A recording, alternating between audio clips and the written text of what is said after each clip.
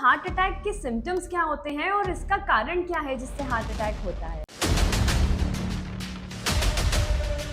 Sir, जो heart attack का pen होता है चेस्ट एरिया में और एक गैस की वजह से पेन होता है, तो इन दोनों में लोग अक्सर कंफ्यूज हो जाते हैं, तो इसे हम कैसे डिफरेंशिएट करें? एंजियोप्लास्टी और एंजियोग्राफी में क्या डिफरेंस है? सर, जब हमें घर में किसी को अगर इस तरह के हार्ट अटैक के सिम्टम्स देखने को मिले तो हमें क्या करना चाहिए? हार्ट अटैक में मेन इलाज एंजियोप्लास्टी ही होता है, जिसमें हम हार्ट की नस में स्टंट डालते हैं। लेकिन अगर कोई भी नस पूरी 100% अक्यूटली बंद नहीं हुई है और मल्टीपल ब्लॉकेजेस है, तो उसमें बाईपास का भी ऑप्शन होता है। उसमें हम नई नसें लेते हैं, जो पाँव की नस से हो सकता है या अंदर इंटरनल मेमोरी होती है, जिसे हम हार्ट की नसों में जोड़ देते हैं। और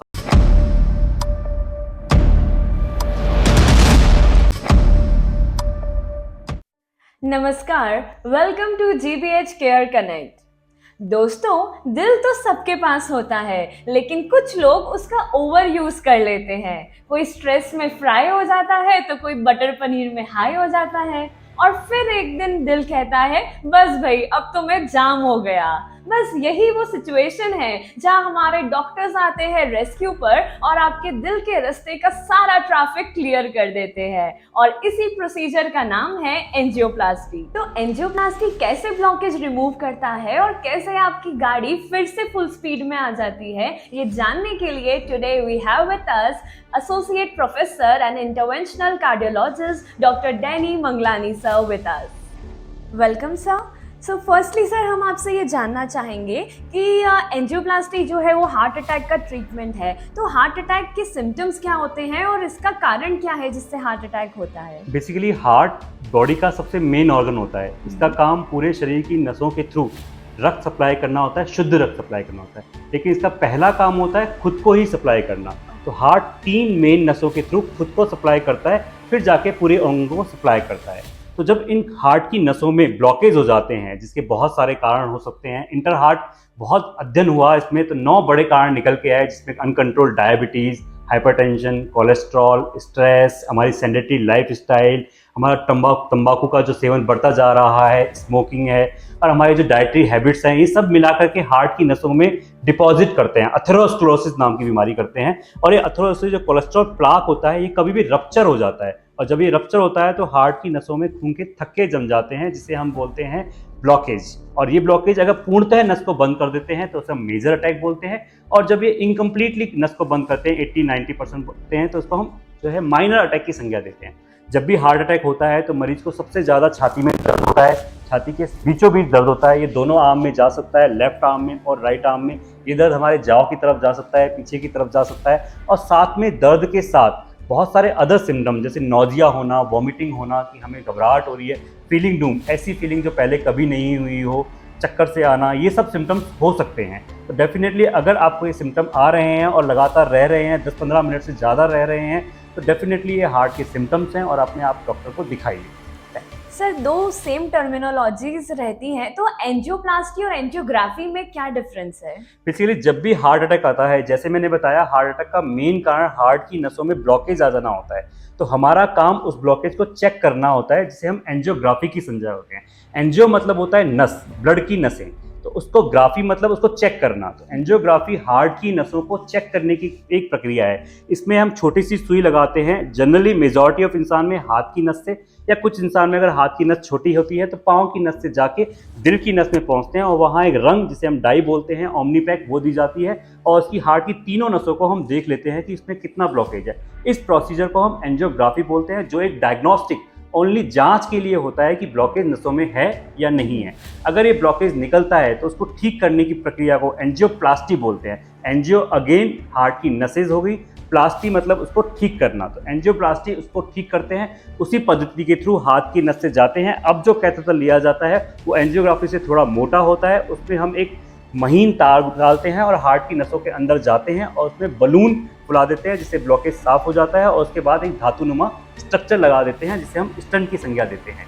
ओके सर, जैसे अभी आपने स्टंट्स की बात करी, तो आम जनता अक्सर इस चीज में कंफ्यूज रहती है कि दवाई वाले स्टंट और बिना दवाई वाले स्टंट में क्या डिफरेंस होता है? एंजियोप्लास्टी का आज के टाइम में मतलब स्टंट डालना है, मेजॉरिटी ऑफ केस में स्टंट 90 to 95% केसेस में स्टंट डाला जाता है। स्टंट एक धातु नुमा स्ट्रक्चर होती है। धातु वो जनरली कोबाल्ट क्रोमियम की स्प्रिंग नुमा स्ट्रक्चर होती है और उस पर दवाई लगी होती है। दवाई 2-3 तरह की होती है, कोई सी भी हो सकती है। स्टंट्स इंडियन और इंटरनेशनल अवेलेबल है। इंडियन स्टंट्स भी इंटरनेशनल स्टैंडर्ड मार्केट के बराबर है। अब ये स्टंट जो होते हैं मेजॉरिटी ऑफ एंजियोप्लास्टी में लगाए जाते हैं। अगर हम बात करें कि दवाई वाले या नहीं दवाई वाले, ये पेशेंट बहुत बार क्वेश्चन पूछते हैं। तो जिस तरह से हम बात करें कि क्या आज आपके घर में किसी के अंदर ब्लैक एंड व्हाइट टीवी मिलेगा? नहीं ना रीनल। तो इस तरह से आज के टाइम में जो बिना दवाई वाले स्टंट चले गए हैं वो 2004-5 में आते थे।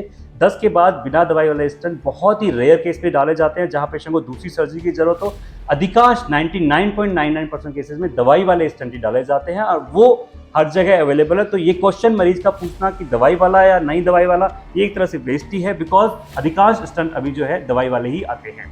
सर, स्टंट्स के अलावा ब्लॉकेज को खोलने के और क्या ऑप्शंस अवेलेबल हैं? हार्ट अटैक में मेन इलाज एंजियोप्लास्टी ही होता है, जिसमें हम हार्ट की नस में स्टंट डालते हैं।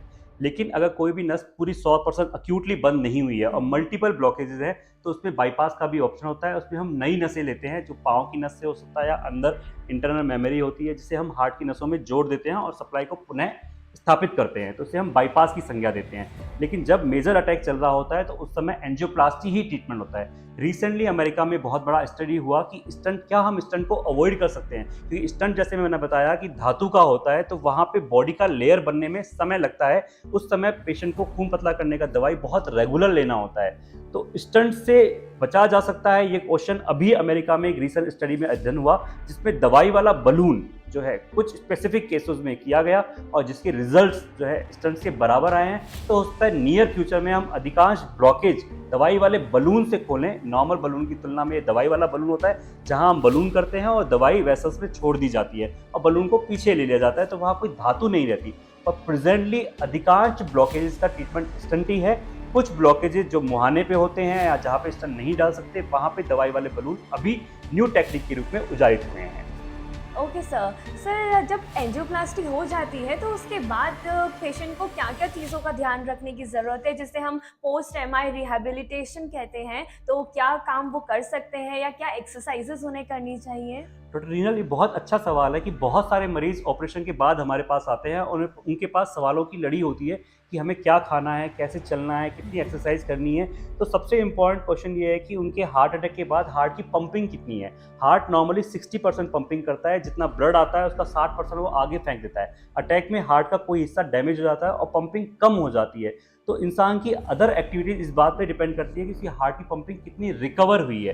तो सबसे पहला इंपॉर्टेंट बात यही है कि एंजियोप्लास्टी के बाद इंसान को अपनी दवाइयाँ नहीं छोड़नी बिना डॉक्टर के पूछे, क्योंकि एंजियोप्लास्टी के बाद पेशेंट बिल्कुल ठीक हो जाता है, उससे अच्छा फील होने लगता है, तो बिना डॉक्टर से मिले अधिकांश मरीज दवाई छोड़ देते हैं, जो एक सुसाइड के बराबर होता है। क्योंकि जैसे मैंने बताया स्टंट धातु का बना होता है, वहाँ वापस से क्लॉट बनने की संभावना बहुत ज़्यादा होती है, स्पेशली पहले 1 साल में। 1 साल में उस पर बॉडी का लाइनिंग बनने में समय लगता है, जो 1 साल में पूरा होता है। तो 1 साल में अपने डॉक्टर की द्वारा दी गई दवाई बिल्कुल ना छोड़ें, जिसमें 2 खून पतला करने का गोली यूजुअली होता है। अब बात बची कितनी एक्सरसाइज कर सकता है, तो ये पंपिंग पे डिपेंड करता है। अगर जिनकी पंपिंग 40% से ऊपर होती है अटैक के बाद, उसे हम जो है 10 दिन के बाद धीरे धीरे एक्टिविटीज़ अलाउ करते हैं और 6 वीक बाद, लगभग 1.5 महीने बाद अपनी वो रूटीन जो पहले एक्टिविटीज़ कर रहा था वो सब कर सकते हैं। एंजियोप्लास्टी की इसीलिए जाती है कि ताकि हार्ट अपनी नॉर्मल सामान्य कंडीशन पे आ सके और सारी एक्टिविटीज़ हो पाए। अगर हम एक्सरसाइज की बात करते हैं तो आधा घंटा योगा, अनुलोम विलोम, ये एक्सरसाइजेज, मेडिटेशन अच्छी होती हैं। आधा घंटा ब्रिस्क चलना जो 6 वीक बाद अटैक के चालू कर सकते हैं, वो हो सकता है। जिनकी पंपिंग बहुत कमज़ोर होती है, 25-30% होती है, उन्हें डॉक्टर की गाइडेंस में ही एक्सरसाइज करना चाहिए। सर, जो हार्ट अटैक का पेन होता है चेस्ट एरिया में और एक गैस की वजह से पेन होता है, तो इन दोनों में लोग अक्सर कंफ्यूज हो जाते हैं, तो इसे हम कैसे डिफरेंशिएट करें? अधिकांश मरीज हार्ट अटैक और गैस के पेन में सिम्टम्स समझ नहीं पाते। तो सबसे इम्पॉर्टेंट होता है पेन कहाँ हो रहा है। अगर छाती के बीचों बीच हो रहा है या छाती के थोड़े निचले हिस्से में हो रहा है, ऊपर की तरफ होने वाला पेन हार्ट अटैक का होता है, नीचे वाला गैस का होता है। दूसरा, पेन क्या चलने से बढ़ रहा है क्या? जैसे कि पेशेंट चलता है तो गैस का पेन इंप्रूव हो जाता है, बेटर लगता है, लेकिन हार्ट का पेन जो होगा चलने से, काम करने से वो बढ़ने लगेगा। दूसरा हम बोलते हैं एसोसिएटेड फीचर, गैस के पेन में घबराहट, पसीना, दोनों हाथों में जाना, जबड़े में जाना, पीछे जाना, ये यूजुअली नहीं देखा जाता है, जो हार्ट अटैक में क्लियर सिम्टम्स होता है। तो इन 3-4 तरीकों से हम जो है हार्ट अटैक को गैस के अटैक से चेंज कर सकते हैं या बदल सकते हैं। सर, जब हमें घर में किसी को अगर इस तरह के हार्ट अटैक के सिम्टम्स देखने को मिले तो हमें क्या करना चाहिए? मेजॉरिटी ऑफ घरों में ब्लड थिनर की टैबलेट्स नहीं होती हैं, तो नियर बाई हॉस्पिटल है, छोटे से हॉस्पिटल चाहे कितना भी छोटा हो, ये एस्प्रिन एंड क्लोपिडोग्रेल वाली टैबलेट्स अवेलेबल होती हैं। तो बेटर है अगर सिम्टम्स हैं तो सबसे पहले ईसीजी कराएं, और ईसीजी में अगर डाउट होता है तो ब्लड थिनर की टैबलेट्स एस्प्रिन 4 टैबलेट्स और क्लोपिडोग्रेल 4 टैबलेट्स ले ली जाए। बिना ईसीजी कराए जनरली हम ये टैबलेट्स एडवाइस नहीं करते हैं, क्योंकि किसी को ब्लड थिन ज़्यादा हो जाए तो ब्लीडिंग का रिस्क बढ़ जाता है। तो इसलिए सबसे इंपॉर्टेंट है कि जो भी नियरेस्ट हॉस्पिटल अवेलेबल है वहाँ जाके ईसीजी कराएं और ब्लड थिनर्स की लोडिंग डोज ले लें। सर, क्या जब हार्ट अटैक आता है तो इसकी कोई नैरो विंडो होती है जो पेशेंट के लिए गोल्डन आवर के रूप में काम कर सकती है? जैसे मैंने एंजियोप्लास्टी के बारे में बताया कि जब नस हार्ट की 100% बंद होती है तो उसमें हार्ट की नस को खोलना और हार्ट को वापस खून पहुंचाना बहुत इमरजेंसी माना जाता है। इसलिए जब पेशेंट इमरजेंसी में आता है तो उसमें हम रेड अलर्ट हो जाते हैं, कैथ लैब को एक्टिवेट कर देते हैं। 12 घंटे का पीरियड जो माना जाता है वो विंडो पीरियड माना जाता है। इसमें अगर हार्ट की नस खुल जाती है तो हार्ट की पंपिंग बढ़ने की संभावना काफ़ी ज़्यादा होती है। 12 घंटे के बाद अगर हार्ट की नस खोली जाती है तो हार्ट काफ़ी डैमेज हो जाता है और नस खुलने से उतना बेनिफिट नहीं मिल पाता जो इनिशियली 12 घंटे मिलते हैं। तो इनिशियली 12 घंटे definitely golden hours for you, पर एज सुन एज पॉसिबल, जितनी जल्दी हो सके। शुरू के 1 घंटे में किसी की नस खुल जाती है अगर अटैक में, तो वो पंपिंग पूर्णतः नॉर्मल हो जाती है, 60% तक अवेलेबल हो जाती है। Thank you so much sir. Now we would request you sir कि प्लीज़ आप हमारी ऑडियंस को कुछ हेल्थ अवेयरनेस टिप या हमारे हार्ट को हेल्दी रखने के लिए कुछ टिप्स शेयर कीजिए। मैं हमेशा बोलता हूँ कि जो यंगस्टर्स आजकल स्मोकिंग और टबाको कर रहे हैं उसका बिल्कुल सेवन छोड़े, आज ही छोड़ें। दूसरा, अपना डाइट प्लान चेंज करें, जितना हो सके हमारे green leafy vegetables, fruit diets, nuts में स्पेशली बादाम, अखरोट, इनको इंक्लूड करें। तीसरा सबसे इम्पॉर्टेंट जो होता है हमारे लिए कि हमारा रेगुलर चेकअप ज़रूरी है, स्पेशली 40 ईयर के बाद। कई बार पेशेंट डायबिटिक और हाइपरटेंशन का आता है, वो बोलता है मुझे तो कोई लक्षण ही नहीं है। इन सब बीमारियों को हम साइलेंट किलर बोलते हैं। जब ये आपको होती है तो आपको पता नहीं चलता। कई लोग 180 के बीपी में भी बोलते हैं कि मैं तो 2 सेट बैडमिंटन खेल लेता हूँ, लेकिन ये बीमारी असामान्य तरह से प्रेजेंट कर सकती है कि आपको कोई लक्षण नहीं होते, एसिम्प्टोमेटिक बोलते हैं हम इसमें। तो बहुत ज़रूरी है कि 40 साल के बाद एटलीस्ट साल में एक बार आपका शुगर, ब्लड प्रेशर, कोलेस्ट्रॉल, इनका चेकअप करें। तो डाइट का बहुत इंपॉर्टेंट रोल है, तंबाकू छोड़ना, सिगरेट छोड़ना बहुत इंपॉर्टेंट रोल है, रेगुलर चेकअप बहुत ज़रूरी है, और सबसे इंपॉर्टेंट 1 घंटा अपने लिए निकालें। 24 घंटों में से 1 घंटा अपने लिए निकालें, उसमें आधा घंटा हम बोलते हैं एक्सरसाइजेज। हार्ट के लिए 3 एक्सरसाइजेज बहुत अच्छी होती हैं, जिसमें तेज चलना, साइकिलिंग और स्विमिंग, जो भी आपकी हॉबी है आप अपना सकते हैं। और आधा घंटा योगा, मेडिटेशन की तरफ जाए। अगर आप सप्ताह में 5 दिन भी ऐसा कर पा रहे हैं, 1 घंटा अपने लिए निकाल पा रहे हैं और जो चीज़ें मैंने बताई हैं उसका ध्यान रखें, तो हार्ट अटैक की संभावना बहुत कम हो जाती है। Thank you so much sir for being with us today. और अभी भी आपके मन में हार्ट अटैक या एंजियोप्लास्टी से रिलेटेड कोई भी डाउट हो तो वो आप हमें कमेंट सेक्शन में पूछ सकते हैं। Thank you so much. Thank you.